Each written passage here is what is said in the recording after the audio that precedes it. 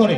আর আমরা যেই নেতাদের পিছনে কাজ করি, আমরা তাদেরকে আনুগত্য করি, তারা যদি কোনোদিন কোনো অন্যায় আমি শুনি যে আমার দায়িত্বশীল একটা ঘুষ খেয়েছে, আমার দায়িত্বশীল একজনকে পদ দেওয়ার জন্য টাকা খায়, এই দায়িত্বশীলের পিছনে আমি কেন কাজ করব? আমি কি পাগল? এই দায়িত্বশীলের পেছনে আমি কেন চামচামি করব? আমার দায়িত্বশীল যদি ঘুষ খায়, আমার দায়িত্বশীল যদি আমাকে অনৈতিক কাজে আহ্বান করে, আমার দায়িত্বশীল যদি অন্যের টাকা খেয়ে আমাকে অন্যায় কাজ করার জন্য আদেশ দেয়, আমি এই দল কেন করব? তাই আমাদের ভাবা উচিত আমি কোন দল করছি। ইসলাম এমন ঠুনকো একটি ধর্ম নয়, ইসলাম হচ্ছে পূর্ণাঙ্গ জীবন বিধান।